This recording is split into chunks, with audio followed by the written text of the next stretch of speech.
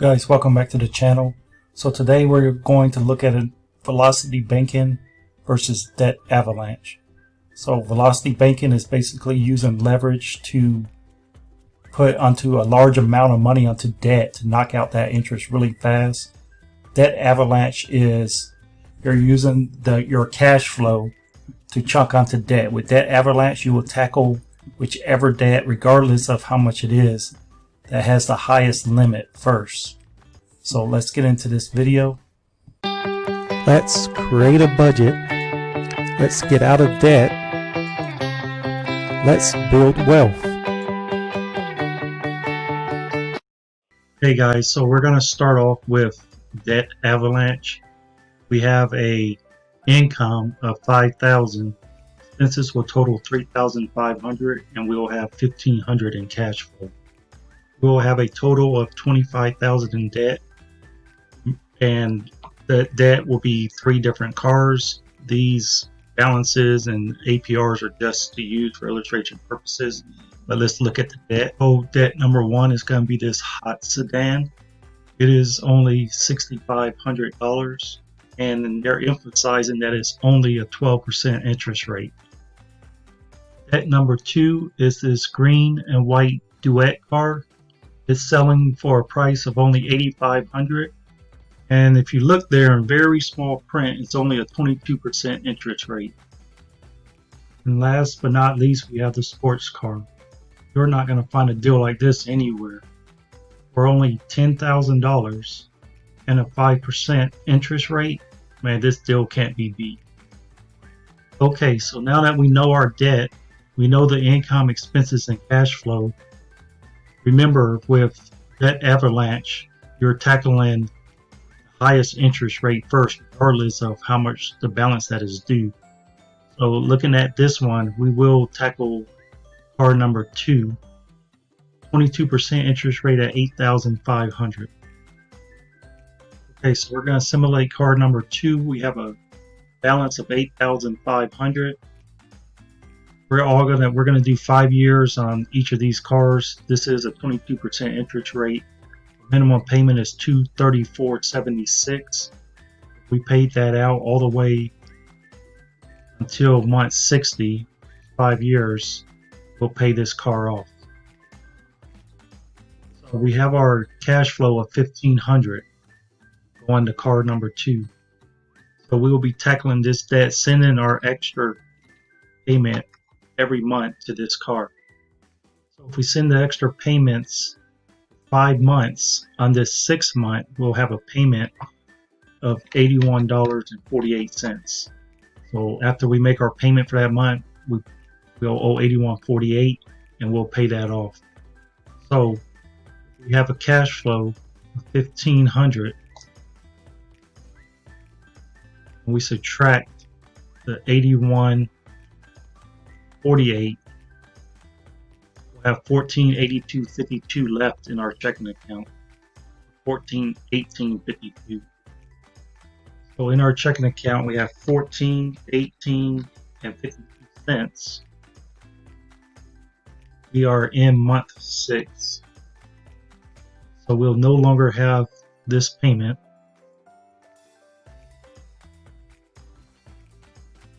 Which will now reduce our expenses by that payment amount and increase our cash flow to $1734.76. So debt avalanche, our next highest debt is car 1, $6,500 balance. We'll tackle that one next. So we have our car number 2. We have a $6,500 balance, 12% interest rate, and a payment of $144.59. So if we make that payment all the way down for 60 months, we will have it paid off in month 60. So we're in month 6. So after we made that last payment on that other car in month 6, we had $14.18.52 left in our checking account. We're going to send that over on that same month. As soon as we made that car and paid it off, we would send it to the next debt, which is this one. So and then our new cash flow will be $1734.76. So we add our $1734.76, month 7, month 8, month 9. The final payment will be $771.12. So if we take our cash flow of $1,500, our cash flow is $1734.76, and we subtract $771.12. Left in the checking account, we'll have $963.64. So we're in month 9. We have $963.64 left in the checking account. So we'll no longer have this debt. That will reduce our expenses. Our new cash flow will be $1879.35. We'll take our last debt, $10,000 at 5% interest rate. So we have our last car, balance $10,000, 5% interest rate. Payments are $188.71. We paid this down to month 60, year 5. We'll have this car paid off. So we're in month 9, and we have $963.64 left over month 9 for paying off the other car. So our cash flow is now $1879.35. If we make our payments of $1879.35 for months 10, 11, 12, month 13 we'll have a payment of $1374.95. So if we take our cash flow, $1879.35, $1879.35, and we subtract $1374.95, we'll have $504.04 left over, and we're in month 13. We're in month 13 with $504.40 left over. So using the debt avalanche method, we will have $504.40 left over and all the debt paid in 13 months. So if we're looking at Velocity Banking, we'll have a $25,000 line of credit. All of these will be paid off. This one will no longer be here. Expenses would be reduced by that amount, so we would have a cash flow of $2,068.06. We have a personal line of credit. We have a $25,000 balance. We're going to use an interest rate of 5%. So in order to really compare Velocity Banking with any other method, you need to know when the bills are coming out of the account. So what we're going to do is we're going to simulate it with bills being taken out on every day of the month.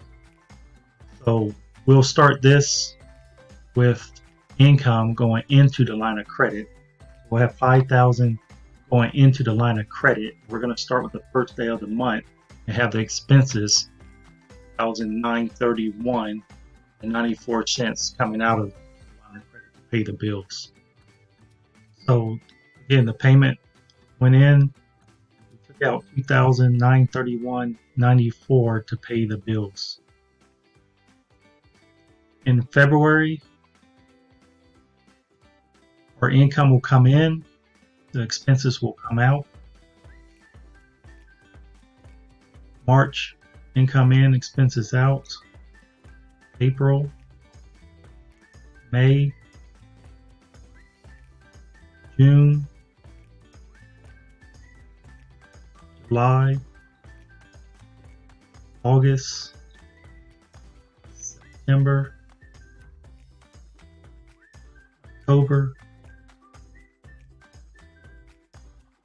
So in November, so after the October payment, once our income goes in, our expenses come out, we'll owe $4,882.27. So in November, we can only put this, right? We can only put $4,903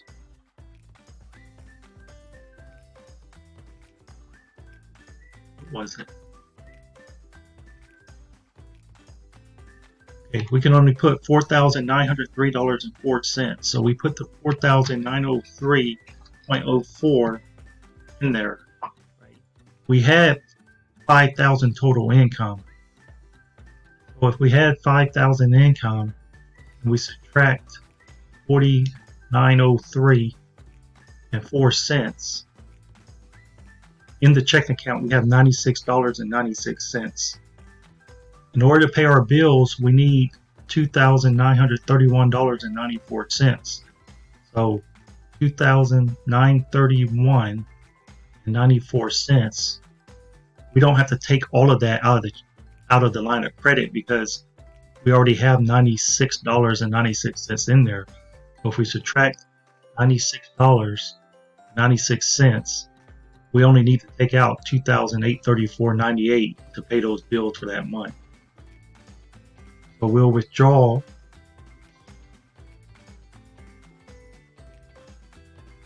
$2,834.98. Now we're back to zero again. The payment to pay this line of credit off would be $2,846.65. Again, $2,846.65 to pay it off. We have 5,000 in there. We subtract that, we get $2,153. We subtract the $2,931 from the $2,153, and we only need $778.59 to pay the bills. So in January, month 13, we'll take out $781.80 to finish paying off this line of credit. So if we have our income of $5,000, subtract the $781.80 needed to pay off this line of credit, we have $4,218.20 left. Our expenses need to come out for that month. It'll just come out of checking account now that the line of credit's paid off. We no longer need it. We'll subtract our expenses of $2,931.94. That's going to give us a total of $1,286.26 left in our checking account in month 13. So Velocity Banking would also take 13 months, but we will have $1,286.26 left over. So if we were to look at Velocity Banking with that payment, so the average of the payment was being taken out on the 2nd of the month. January, we'll have the income come in, expenses come out. Income in, expenses out, income in, expenses out. April, May, June, July, August, September, October. So in November, our payment will be $4,898.93. We have our income, 5,000. We subtract 4,898.93 cents. Left in the checking account, we'll have 101.07. Our expenses are $29.31.94. Subtract the 101.7. So we'll need $28.30.87 out of the line of credit to pay the expenses that month. And actually that here, $30.87. December, we need to pay this off. We need $2,842.14. Then we have our income, 5,000. We subtract $2,842.14. Left in the checking account, we'll have $2,157.86. Our expenses are $2,931.94. We subtract what we have in our checking account of $21.57.86. We'll need $774.08. take the 774 and 8 cents.